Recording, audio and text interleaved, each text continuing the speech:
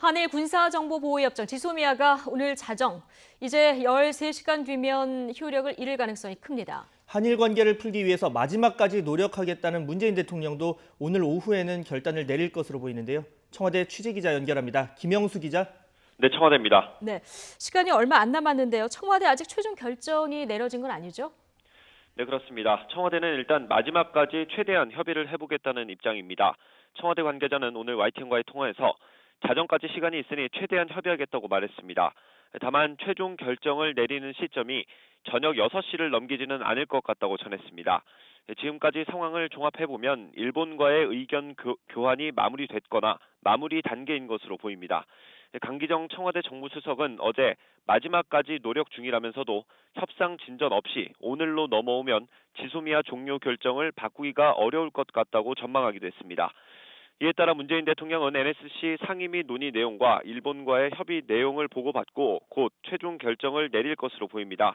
오늘 오후에 NSC 상임이나 전체 회의가 소집될 가능성도 배제할 수 없는데 청와대 관계자는 확정된 게 없다고 말했습니다.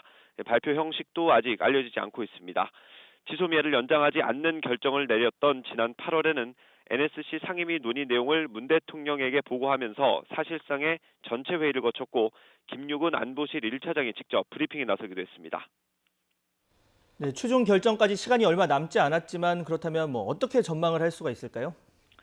네, 물밑 협상 과정이 자세히 알려지진 않았지만 그대로 지소미아를 종료하는 쪽에 무게가 실리는 상황입니다. 강기정 청와대 정무수석은 일본이 완전히 백기를 들라는 시기라면서 쉽지 않은 협의 상황을 전했습니다.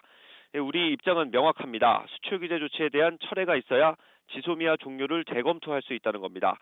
문 대통령은 최근 국민과의 대화에서 안보상으로 우리나라를 신뢰할 수 없다면서 군사 정보를 공유하자고 하는 일본의 태도가 모순이라고 지적했고요.